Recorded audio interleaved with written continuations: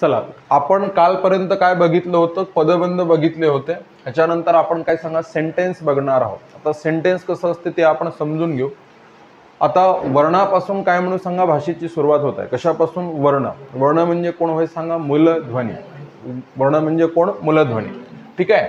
मग आता पहा, इथे आपल्याकडे शब्द आहे. लक्षात घ्या, आपल्याकडे कोण आहे सांगा? शब्द आहे. आता इथे काय सांगा? इथे काय म्हणून सांगा? तळ्यात हा एक कोण झाला सांगा? शब्द. लक्षात घ्या, इथे तळ्यात. इथे काय म्हणून सांगा? पोहतात हा दुसरा कोण झाला सांगा? शब्द. बरोबर आहे. तळ्यात, पोहतात. इथे काय म्हणून सांगा? मासे हा तिसरा कोण झाला सांगा? शब्द.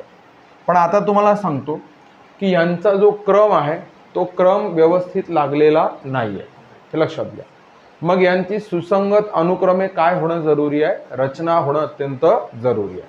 मग आता बघा, इथे सुसंगत अनुक्रमे याचा अर्थ होतो सानुक्रमे. ठीक आहे. मग हे कोण होय सांगा? शब्द. इथे लक्षात ठेवा, हा तळ्यात हा कोण होय सांगा? शब्द होय. पोहतात हा सुद्धा कोण होय सांगा? शब्द होय. आणि मासे हा सुद्धा कोण होय? शब्द होय. बरोबर आहे. मग आता बघा, या ठिकाणी तळ्यात हा शब्द, पोहतात हा शब्द, मासे हा शब्द. मग सुसंगत अनुक्रमे केलेली शब्दरचना म्हणजे कोण होय सांगा? वाक्य. म्हणजे इथं तुम्हाला एक सिंपल जर प्रश्न विचारला गेला की वाक्य कोणापासून बनते, तर उत्तर द्यायचं आपण वाक्य कोणापासून बनते? शब्दापासून वाक्य बनत असते. ठीक आहे. मग इथे आपण यांची सुसंगत अनुक्रमे रचना करू आणि या ठिकाणी लिहू मासे काय म्हणून सांगा? तळ्यात. मासे तळ्यात पोहतात. लक्षात घ्या, मासे तळ्यात काय म्हणून सांगा? पोहतात. मासे तळ्यात काय सांगा? पोहतात. समजलं प्रत्येकाला? मासे तळ्यात पोहतात किंवा तळ्यात मासे पोहतात असं आपण म्हणू. तर हे पहा, शब्दांच्या सुसंगत क्रमबद्ध मांडणीला रूढी किंवा परंपरेने काही अर्थ प्राप्त होत असेल. महत्वाचा मुद्दा आहे. काय सांगा? काही अर्थ प्राप्त होत असेल तर त्याला काय सांगा? वाक्य असे म्हणतात. वाक्य कोणापासून तयार होते? शब्दापासून तयार होते. शब्दांच्या सुसंगत क्रमबद्ध मांडणीला रूढी परंपरेने काही अर्थ प्राप्त होत असेल तर त्याला वाक्य असं म्हणतात. अर्थपूर्ण कोणाची रचना? शब्दांची. अर्थपूर्ण शब्दरचना म्हणजे वाक्य होय. अर्थपूर्ण शब्दरचना म्हणजे कोण होय? वाक्य होय. उदाहरणार्थ सेंटेन्स मी खाली या ठिकाणी दिलेला आहे. राम आंबा खातो, राधा गाणे गाते, विद्यार्थी अभ्यास करतो, बाबा गावाला गेले, आम्ही घरी पोहोचलो. ही सगळी कोण आहे सांगा? सेंटेन्स आहे. ही सर्व कोण आहे सांगा? वाक्य आहे. पहा, मग इथे आपण कसं लक्षात घेऊ तर समजून घ्या प्रत्येकानं. पहा, सानुक्रम शब्दरचना, सुसंगत अनुक्रमे केलेली शब्दरचना म्हणजे कोण होय? वाक्य होय. शब्दांच्या सुसंगत क्रमबद्ध मांडणीला रूढी परंपरेने काही अर्थ प्राप्त होत असेल तर त्याला काय सांगा? वाक्य असे म्हणतात. लक्ष द्या, अर्थपूर्ण शब्दरचना म्हणजे कोण होय? वाक्य होय. वाक्य.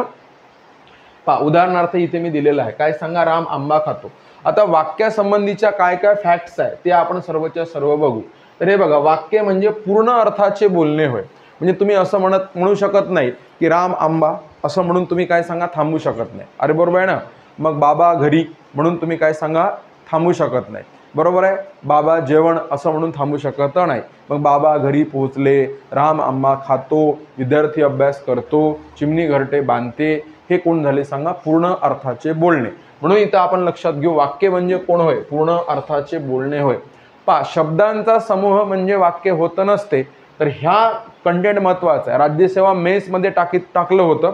काय टाकलं होतं तुम्हाला सांगतो की एवढं सेंटेन्स टाकलं. हे लक्ष द्या रे. काय म्हटलं होतं? शब्दसमूहाला वाक्य असं म्हणतात. एवढं सेंटेन्स टाकलं. शब्दसमूहाला वाक्य असे म्हणतात. हा शब्द फारच महत्वाचा आहे. तो शब्दसमूह कसा असणं जरुरी आहे? अर्थपूर्ण शब्दसमूहाला काय सांगा? वाक्य असे म्हणतात. अर्थपूर्ण शब्दसमूहाला वाक्य असे म्हणतात. आता पहा, वाक्याच्या रचनेत शब्द विशिष्ट क्रमाने मांडले जातात. त्यामुळे वाक्याला काही अर्थ प्राप्त होतो. शब्दांची सुसंगत क्रमवार मांडणी केली, रचना केली तेव्हा वाक्याला अर्थ प्राप्त होत असो. आणि वाक्य म्हणजे काय सांगा? पूर्ण अर्थाचे बोलणे, एक पूर्ण केलेले विधान, एक पूर्ण मांडलेला विचार म्हणजे कोण होय सांगा? वाक्य होय. आता पहा, जर शब्दांचा क्रम बदलला तर वाक्याचा अर्थ बदलू शकतो. हे लक्षात घ्या. पहा, जर शब्दांचा क्रम बदलला तर वाक्याचा अर्थ सुद्धा बदलू शकतो, शब्दांच्या जाती सुद्धा बदलू शकतात, हे लक्षात घ्या.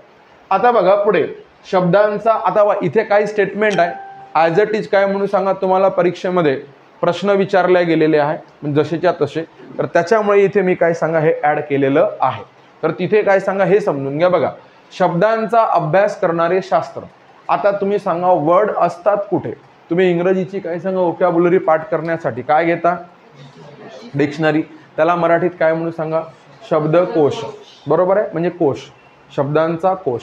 मग हे लक्ष द्या, शब्दांचा अभ्यास करणारे शास्त्र कोशशास्त्र होय. परीक्षेत प्रश्न विचारते, शब्दांचा अभ्यास करणारे शास्त्र म्हणजे कोण सांगा? कोशशास्त्र. शब्दांच्या बदलणाऱ्या रूपांचा, पहा महत्वाचे कंटेंट आहे, परीक्षेत ॲज इट इज प्रश्न येतात, जसे प्रश्न विचारले तशी उत्तर द्यायची. शब्दांच्या बदलणाऱ्या रूपांचा, बदलणारी कोण सांगा? रूपे. शब्दाचं रूप बदलेल, बरोबर आहे. जसं काय सांगा, एका प्रकारातून दुसऱ्या प्रकारात जाईल, लक्षात घ्या. आता हे बदलणाऱ्या रूपांचा अभ्यास करणारे शास्त्र, तर हे रूपांचा म्हटल्याच्याने इथं लक्षात ठेवा रूपविमर्श शास्त्र. हे पहा, शब्दांचा काय असतो सांगा? कोश असतो. अरे बरोबर आहे ना. मग हे लक्षात घ्या, शब्दांचा अभ्यास करणारे शास्त्र, इथे काय म्हणायचं? कोशशास्त्र. आणि शब्दांच्या बदलणाऱ्या रूपांचा अभ्यास करणारे शास्त्र म्हणजे कोण होय सांगा? रूपविमर्श शास्त्र होय, असे लक्षात ठेवायचे. आणि हा प्रश्न आला होता, पुढे दिसेल तुम्हाला, बरोबर आहे. ॲनालिसिस या शब्दाचा अर्थ काय होतो?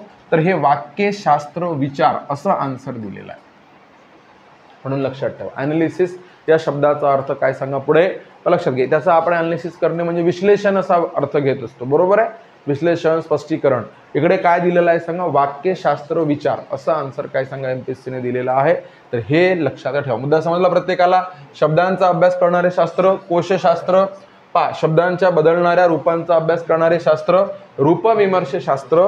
ॲनालिसिस या शब्दाचा अर्थ काय म्हणून सांगा? वाक्यशास्त्र विचार असा दिलेला आहे. मुद्दा समजत आहे? आणि आता इथे मला तुम्हाला सांगायचं, इथून आपण काय सांगा व्याकरण आणि त्याच्याबद्दलचे काही काय सांगा कंटेंट हे आपण या ठिकाणी पाहणार आहोत. पहा, मी असं गृहीत धरतो की तुमच्या डोक्यात कोणती गोष्ट आलेली आहे सांगा? सेंटेन्स कशाला म्हणतात? पहा, सेंटेन्स कशाला म्हणतात हे तुमच्या डोक्यात काय सांगा आलेलं आहे, असं आपण लक्षात घेऊ. शब्दांच्या सुसंगत क्रमवार मांडणीला काही अर्थ जर प्राप्त होत असेल तर त्याला काय सांगा? वाक्य असे म्हणतात, बरोबर आहे. वाक्य म्हणजे पूर्ण अर्थाचे बोलणे होय. वाक्य म्हणजे पूर्ण अर्थाचे बोलणे होय, लक्षात घ्या. आणि वाक्य म्हणजे पूर्ण केलेले विधान होय, बरोबर आहे. पहा, आता काय म्हणून सांगा? हे 2-3 प्रश्न. शब्दांचा अभ्यास करणारे शास्त्र कोशशास्त्र, बरोबर आहे. शब्दांच्या बदलणाऱ्या रूपांचा अभ्यास करणारे शास्त्र रूपविमर्श शास्त्र. आणि ॲनालिसिस या शब्दाचा अर्थ वाक्यशास्त्र विचार असा होत असतो, असे आपण या ठिकाणी काय सांगा लक्षात घेऊ. मुद्दा समजला? आता इथून तुम्ही हे समजून घ्या व्याकरण कशाला म्हणायचं, व्याकरण म्हणजे काय, लक्षात घ्या. आपल्याला जसं तुम्हाला काय सांगा भाषा म्हणजे काय हे मी शिकवलेलं होतं. त्याच्यात मी सांगितलं होतं एका शब्दामध्ये भाषा म्हणजे काय म्हटलं होतं? बोलणे. अरे आठवते ना? भाषा म्हणजे काय म्हटलं होतं सांगा? बोलणे. चला, आता व्याकरण तुम्हाला प्रत्येकाला समजेल एका शब्दात इथं लक्षात ठेवा. पहा, भाषा म्हणजे सकाळी तोंड उघडल्यापासून संध्याकाळी झोपेपर्यंत आपण जे ॲक्टिव्हिटी करतो त्याला आपण काय म्हणत असतो सांगा? भाषा असे म्हणत असतो. मग इथे लक्षात घ्या, ह्या ठिकाणी हे बघा, इथे काय सांगा? भाषा. भाषा म्हणजे कोण होय सांगा? बोलणे होय. भाषा म्हणजे बोलणे होय, असे आपण लक्षात घेऊ. चला, आता लक्ष द्या नीट प्रत्येकानं. एक वाक्य लिहितो मी या ठिकाणी. हे पहा, इथे काय म्हणून सांगा? राम आंबा खाते. राम आंबा खाते. प्रत्येकाने याच्यात काय म्हणून सांगा? पार्टिसिपेट व्हायचं. हे बघा, हे दुसरं वाक्य बघा, काय सांगा? सीता. इथे काय म्हणून सांगा? आंबा खातो. सीता आंबा खातो.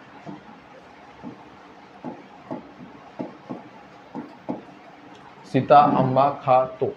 सीता आंबा खातो. राम आंबा खाते. सीता आंबा खातो. चला, सगळ्यांनी विचार करा, काय चुकत आहे ते सांगा मला. हां, एक पहा, प्रत्येकानं विचार करा. मराठी बोलता येत असेल तर तुम्हाला येणं जरुरी आहे. राम हा शब्द बरोबर आहे? सर्वजण सांगा. बरोबर आहे. आंबा हा शब्द बरोबर आहे? हा. कोण चुकला आहे? खाते असं चुकलेलं आहे. खाते हा शब्द बरोबर आहे का? या वाक्यात खाते हा शब्द बरोबर आहे का? नाही. मग या ठिकाणी काय पाहिजे सर? हा, असं तुमचं म्हणणं बरोबर आहे. इथे काय पाहिजे? खातो. समजलं? लक्ष द्या. सीता बरोबर आहे? आंबा हा शब्द बरोबर आहे का? खातो हा शब्द बरोबर आहे का? मग इथे काय पाहिजे? ठीक आहे, हे खाते. ओके, असं हे. आता लक्ष द्या, मला असं वाटतं इथे काहीतरी चूक झालेली आहे. काय चूक झालेली आहे माहित आहे? की वरचा शब्द खाली पाहिजे होता, खालचा शब्द वर पाहिजे होता. समजलं का? हे तुमचा बदल. ह्याला आपण काय सांगा? पर्यायामध्ये ठेवू. ह्याला काय म्हणू सांगा? 1. बदल क्रमांक ह्याला काय म्हणू आपण सांगा? 1. ठीक आहे, तुमचा. मी काय म्हणतो, जर मी उचलून जर सीता नेली असती मूळ वाक्यात, राम खाली घेतला असता, करावर चालते का बघा? करून पाहणं. म्हणजे सीतावर ठेवली असती तर सीता आंबा खाते, वाक्य बरोबर झालं असतं का? आणि रामला जर खाली घेतलं असतं तर राम आंबा खातो, तरी वाक्य बरोबर झालं असतं. पण तुम्ही त्या गोष्टीकडे कायम दुर्लक्ष केलं आणि तुम्ही काय केलं? हे चुकलं सर म्हणे. हे खोटोड करायची आवश्यकता नव्हती. इथून कट करून इथं पेस्ट करायचं, त्याला खाली घेतलं असतं. समजलं का? तर काय झालं? दोन्ही वाक्य सेट झाले असते. झाले असते का? हां, मग बघा ना, लक्ष द्या. मग आता पहा, मी काय करतो? सीताला वरच्या वाक्यात घेतो. अरे समजते ना? म्हणजे इथून जर समजा मी हा बदल केला असता मूळ वाक्यासाठी, जर समजा सीता कुठे घेतली असती? वर घेतली असती. राम कुठे घेतला असता? खाली घेतला असता. सांगा, हे बदल क्रमांक 2. आता माझा तुम्हाला प्रश्न आहे की याच्यापैकी बरोबर काय? म्हणजे तुम्ही केलेला बदल बरोबर आहे की मी केलेला बदल बरोबर आहे? हो. असा विद्यार्थी MPSC मध्ये केव्हाच पास होत नाही. लक्षात ठेवा. म्हणजे जो दोन्ही बरोबर आहे असं सहज उत्तर देत आहे ना, तो कधीच पास होत नाही. त्याचं कारण तो रिस्क घ्यायला तयार नाही, त्याच्यात रिसर्च करायला तयार नाही. अरे समजत आहे ना? आणि काही माहीत नसताना धाडकन उत्तर देणं पास होण्याचं लक्षण होय का? हे लक्षात घ्या. अजिबातच नाही. तुम्हाला काय कन्फर्मेशन आहे याच्यामध्ये की हाच बरोबर आहे किंवा हाच बरोबर आहे? अरे आहे का? वाचनात तरी गेलं का? हे तर मी सहज उदाहरण घेतलं. समजत आहे? मग आता बघा, तरी तुम्ही म्हणते दोन्ही बरोबर आहे, म्हणजे याला आगाऊपणा म्हणतात. आता लक्षात घ्या. MPSC हाकलून देते घराकडे. पहा, तर हे काय झालेलं आहे? नीट लक्ष द्या. तुम्ही पडताळणी तरी करत आहे का? प्रॅक्टिकल करत आहे का? म्हणजे हे एकच वाक्य झालं. दुसरं वाक्य घेऊ ना, त्याच्यामध्ये आता हे इथं होल्ड करा. दुसऱ्या वाक्यात कोणाचं बरोबर ते बघा. हे बघा काय म्हणू, हे लक्षात घ्या. राम म्हणाला मी जाते. मी काय सांगा? जाते. अरे समजलं का? लक्ष द्या. आणि इथे दुसरं वाक्य या ठिकाणी घेऊ आपण. सीता म्हणाली. सीता काय म्हणून सांगा? म्हणाली. बरोबर? सीता म्हणाली. इथे काय सांगा? मी जातो. ठीक आहे. चला, तर आता या वाक्यात पुन्हा चेक करा आणि आधीच्या सारखंच याला सुद्धा टॅली करा. करून बघा. पट करून बघा काय होत आहे. हा, काय होत आहे? राम म्हणाला मी जाते. तुमचा बदल जर केला, तुम्ही सांगितलेला, तर ह्या ठिकाणी काय होईल सांगा? जातो. बरोबर आहे का? हा.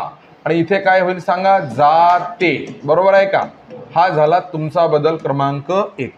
पण आता मी म्हटलं की नाही, मी जो दुसऱ्यांदा बदल सांगितला होता तो मला करायचा आहे. मग कसं झालं बघा. तर हे पहा, मी काय सांगितला होता बदल की सीता कुठे सांगा? रामच्या ठिकाणी. राम कुठे घेऊ सांगा? सीतेच्या ठिकाणी. आता लक्षात घ्या, हा पहिला बदल तर ऍडजस्ट होऊन राहिला. पहिला बदल काय सांगा? ऍडजस्ट होत आहे. दुसरा होत आहे का ते बघा. हा दुसऱ्या ह्याच्यात काय होत आहे ते पहा. हा, सीताला जर वर घेतलं तर वाक्य कसं होईल बघा.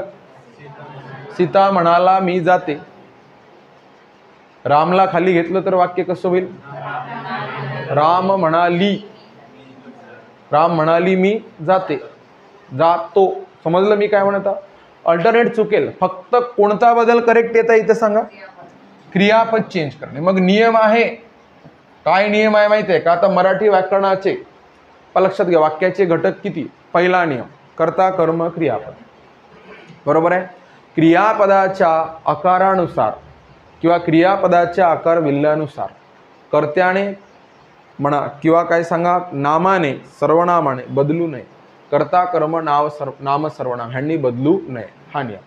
मग त्याच्या उलटा नियम कसा की कर्ता व कर्माच्या, नाम व सर्वनामाच्या, कर्ता व कर्माच्या लिंग वचन विभक्ती काळ अर्थ पुरुषानुसार, अरे बरोबर आहे ना, लिंग वचन विभक्ती काळ अर्थ पुरुषानुसार कोण बदलावे, क्रियापदाने बदलावे।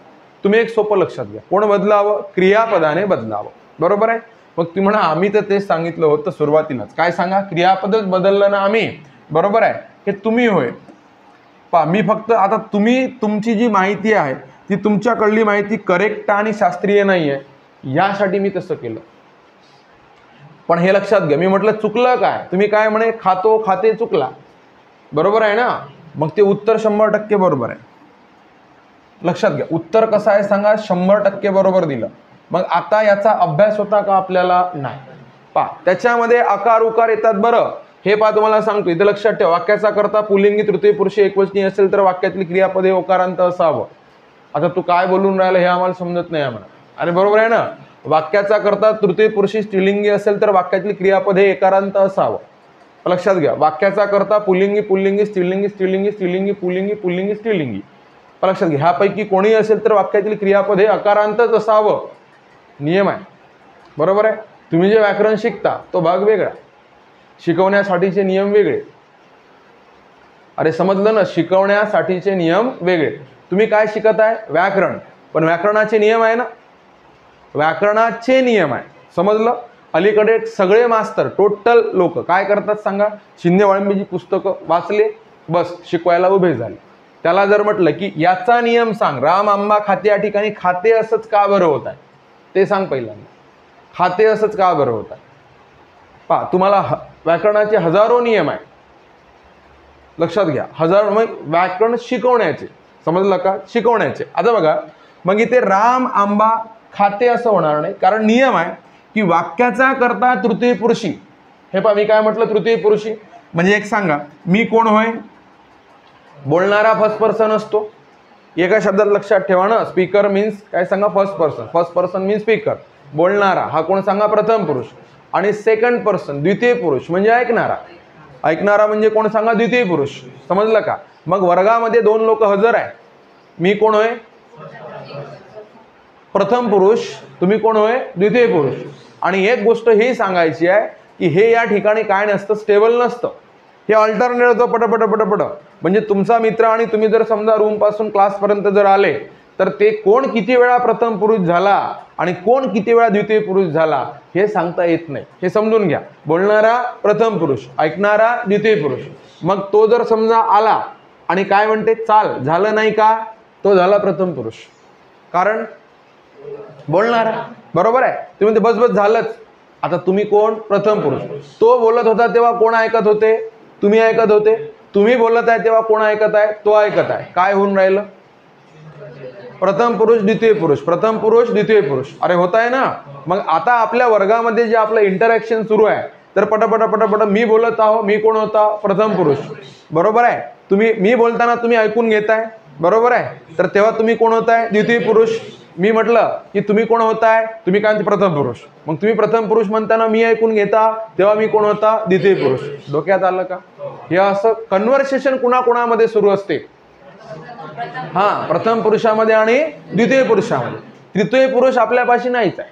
मग आता मी तुम्हाला माझ्याबद्दलची गोष्ट किंवा तुमच्याबद्दलची गोष्ट सांगत आहो का, नाही। मग हे बघा मी कुणाबद्दल बोलतो रे, राम बद्दल, मग राम झाला थर्ड पर्सन, बरोबर आहे। तुम्ही राम होय का, मी राम होय का, नाही, राम कोण होय तिसरा, म्हणून नियम सुरू झाला।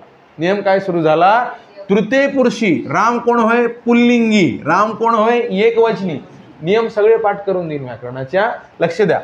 तृतीय पुरुषी पुल्लिंगी एकवचनी जर असेल तर वाक्याचं क्रियापद ओकारांत असावं, खातो,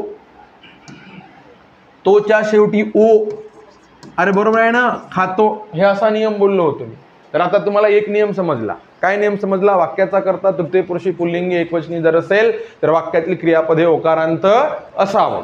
आता सांगा हे नियम माहित होता का, नाही माहित, बरोबर आहे। नियम दुसरा, वाक्याचा करता तृतीय पुरुषी, सीता सुद्धा कोण होय, पटापट सांगा, सीता कोण आहे तृतीय पुरुष, अरे मी सीता हवे का, तुम्ही सीता हवे का, नाही. मुद्दा समजला ना, मी सीता नव्हे, तुम्ही सीता नव्हे.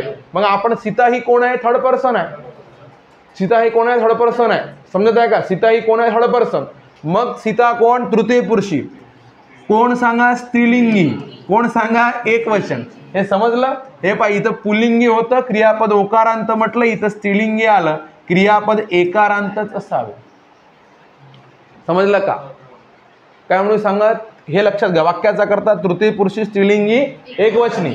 तर हे पहा, सीता आंबा खाते, राधा गाणे गाते, रमा अभ्यास करते, चिमणी घरटे बांधते. मुद्दा समजला, बरोबर आहे. आता सांगा, आता पुन्हा प्रश्न तिथेच जातो, तुम्हाला हे नियम माहीत होते का. आता भक्कम नियम आहे. आता मी जर समजा नियम जर बडबड करायला लागलो, तुम्ही काय म्हणाल माहित आहे का, तू काय बोलून राहिला ते सांग पहिल्यांदा. आता तुम्हाला काय सांगा, दोन नियम समजून सांगितले. मग पहिला नियम काय होता बघा, लक्षात घ्या. वाक्याचा करता तृतीय पुरुषी पुल्लिंगी एकवचनी असेल तर वाक्यातील क्रियापदे ओकारांत असते. वाक्याचा करता हा तृतीय पुरुषी स्त्रीलिंगी एकवचनी असेल तर क्रियापदे एकारांत असते. वाक्याचा करता पुल्लिंगी पुल्लिंगी स्त्रीलिंगी स्त्रीलिंगी स्त्रीलिंगी पुल्लिंगी पुल्लिंगी स्त्रीलिंगी असं जर असेल तर वाक्यातील क्रियापदे अकारांतच असते. हां, हे थोडंसं काय म्हणून सांगा, हँग झालं म्हणा, बरोबर आहे. तर हे लक्षात घ्या. म्हणजे कसं असते, जेव्हा करता अनेक वचनी झाला ना, हे पहा, राम व सीता, आंबा, तुम्ही काय म्हणाल, खातात. अरे बरोबर आहे ना, खातात म्हणजे क्रियापद कसं असते, अकारांतच. राम व श्याम दोघे आंबा खातात. समजलं. करता पुल्लिंगी पुल्लिंगी झाला ना, राम व सीता पुल्लिंगी स्त्रीलिंगी, सीता व राम पुल्लिंगी स्त्रीलिंगी, तरी क्रियापद काय होईल, अकारांतच. समजत आहे ना. हे असे नियम होय, हजारो आहे. समजलं. आता हे नियम सर आले कुठून, जे पुस्तकाला दिले त्याच्यापेक्षा जास्त काय म्हणून सांगा, 100-200 जास्त मला माहिती आहे. हे लक्षात घे की असे रूल व्हायलाच पाहिजे. म्हणजे रूल म्हणजे असाच बनतो. तर हे तुम्हाला सांगितलं, त्याचं कारण काय, तर हे तुमचा क्रमांक कितवा तुम्हाला सांगितलं, 200 काय सांगा, 63 वा. नियम तिकडे काय होत असेल तर इकडे बरोबरच होईल. म्हणजे आपण त्याचं बरोबरच करू. मग आता माझा तुम्हाला प्रश्न आहे, ते जाऊ द्या, तुम्हाला व्याकरण सांगणं जरुरी आहे. तुम्हाला नियम माहीत होते का, नव्हते. मग तुम्हाला म्हटलं हे मूळ वाक्य दिलं होतं मी, काय मूळ वाक्य होतं आपलं, हां, काय मूळ वाक्य काय होतं सांगा. हां, राम आंबा खाते असं काय सांगा, मूळ वाक्य होतं, बरोबर आहे. तर आता बघा, राम आंबा खाते, तुम्ही काय म्हटलं, खाते चुकलं. तुम्ही काय म्हटलं, खातो चुकलं. तर तुम्ही एकदम करेक्ट सांगितलं. उत्तर आपलं 100% बरोबर आहे. उत्तर आपलं काय सांगा, 100% बरोबर आहे. मला सांगा, तुम्ही या प्रश्नाचं उत्तर 100% बरोबर देण्याचं कारण काय ते सांगा. अरे कारण काय, तुम्ही या प्रश्नाचं उत्तर 100% देण्याचं कारण काय, काय कारण. सर म्हणा, आम्ही अभ्यास केला, आम्हाला रूल माहीत होता, आम्हाला नियम माहीत आहे, असं आहे का. कसं आहे, कसं आहे. हां, मातृभाषा. ह्याचं उत्तर काय सांगा, मातृभाषा. म्हणून दादा, व्याकरणाने किती नियम बनवले तर लक्षात घ्या. समजत आहे का मी काय म्हणतो. व्याकरणाने किती नियम बनवले तरी भाषेसमोर व्याकरणाला झुकावे लागते, हे लक्षात ठेवा. भाषा म्हणजे बोलणे, बरोबर आहे. पण तरीही तुम्ही नियमातच बोलता. म्हणजे तुम्ही 99% व्याकरणातच बोलता. तुमचे 1% हुकू नसते, का लक्षात घ्या. 99% ते लहानपणी तुम्ही बोलता. बऱ्याचदा लहानपणी चुका होते. 2 लहान लहान लेकरं बोलताना लक्ष द्या, निरीक्षण करा, ऑब्झर्वेशन तुमचं स्ट्रॉंग ठेवा. 2 लहान लहान लेकरं बोलताना तुम्ही काय बोलता माहित आहे का, एक दुसऱ्याला म्हणते, उद्या मी तुझ्या घरी आलो होतो ना म्हणते. अरे वाक्य लक्षात घ्या ना. आपण म्हणतो काय बोलून राहिला तू, बरोबर आहे. उद्या मी तुझ्या घरी आलो होतो ना, लक्षात घ्या. दुसरं म्हणते, काल मग मी तुझ्या घरी येईल म्हणते. अरे समजलं ना, काल मी तुझ्या घरी येईल. इथं काय होऊन राहिलं, व्याकरणाचा धिंगाणा होत आहे, काळाचा धिंगाणा होत आहे. आता तुम्हाला त्याच्यानंतर समज आल्याच्या नंतर तुम्ही काय करता, तसं बोलता का, नाही. काळाचं तुम्ही एकही वाक्य चूक नाही होऊ देत. दैनंदिन बोलताना एकही वाक्य चूक नाही होऊ देत. मग तुम्ही सांगा, हे चुकवता कुठे, परीक्षेत चुकवता, 10 वेळा वाचले तरी चुकवता. अरे बरोबर आहे ना. मग आता बघा, हे कसं होत आहे, भाषा म्हणजे कोण होय, बोलणे. भाषा म्हणजे काय म्हणून आपण सांगा, बोलणे. तर आता लक्ष द्या ठिकाणी, भाषा म्हणजे बोलणे होय, बरोबर आहे.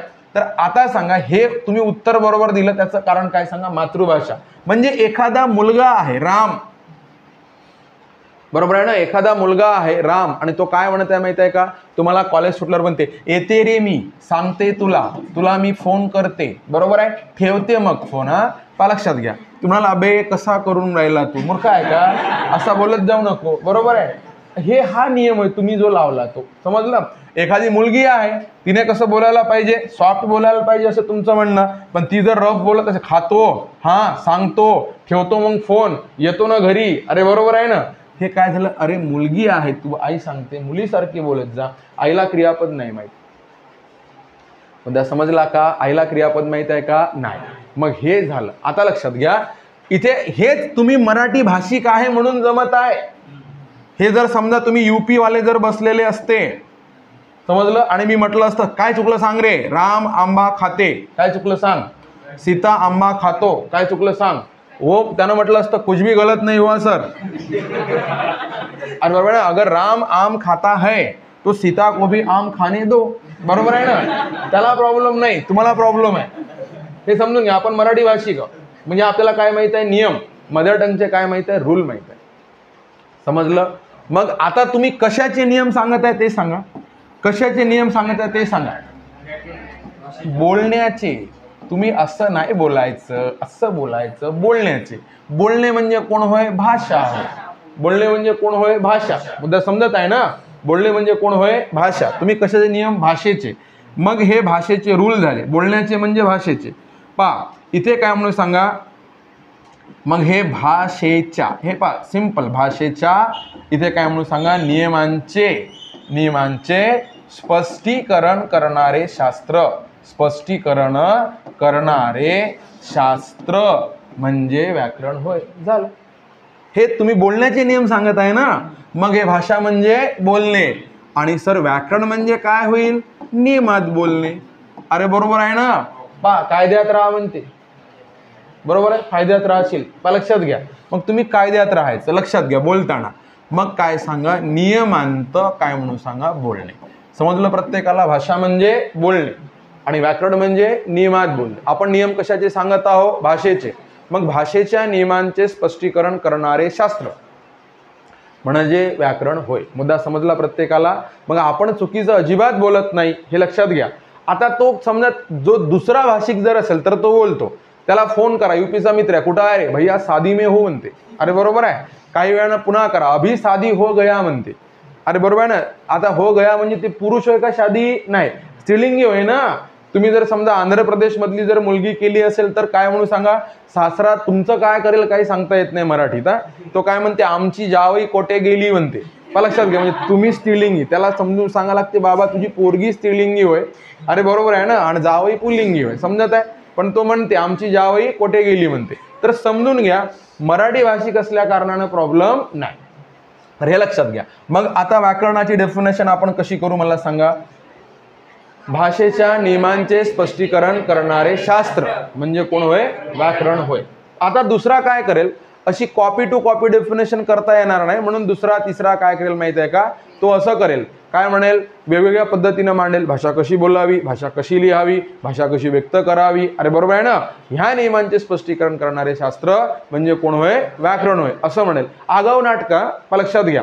म्हणजे व्याकरण आपण त्या शास्त्राला म्हणू ज्या शास्त्रामध्ये भाषेचं स्पष्टीकरण केलेलं असते, बरोबर आहे. व्याकरण म्हणजे असे शास्त्र की ज्याच्यामध्ये भाषेचं स्पष्टीकरण केलेलं असते. लक्षात घ्या, ज्या शास्त्रात भाषेचं स्पष्टीकरण केलेलं असते त्याला आपण व्याकरण म्हणू. म्हणजे पोट्याले का मॅड करता का म्हणा, अरे तोच विषय होय ना, की भाषेच्या नियमांचं स्पष्टीकरण करणारं शास्त्र म्हणजे कोण होय, व्याकरण. बघा तर आता या ठिकाणी व्याकरण, भाषा कशी असावी याचे स्पष्टीकरण करणारे काही नियम ठरवण्यात आले आहे.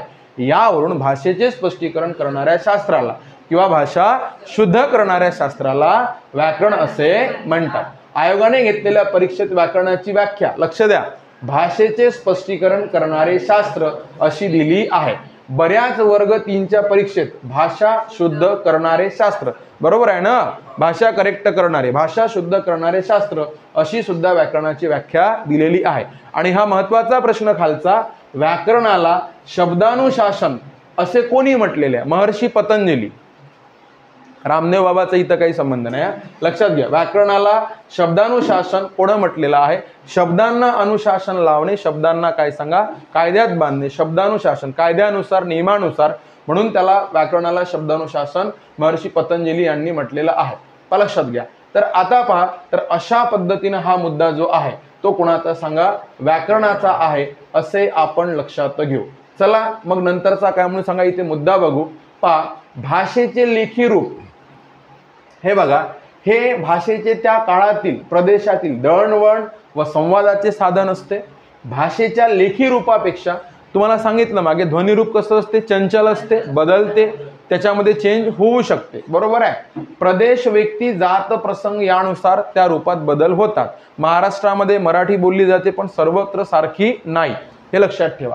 पहा, मराठी व्याकरणाचा विचार कुठून घेतलेला आहे आपण, इंग्रज होते भारतामध्ये, इंग्रजी आणि संस्कृतच्या पंडितांनी लिहिलेला आहे. इंग्रजी व संस्कृत या भाषांच्या व्याकरणाच्या आधारे सुरू झाला. लक्षात घ्या, व्याकरणातून वाक्यातील शब्दांचा एकमेकांशी असलेला परस्पर संबंध सांगितला जातो, असं लक्षात ठेवायचं. मुद्दा कळला व्याकरणाचा. तर पहा, ह्या पद्धतीनं आपण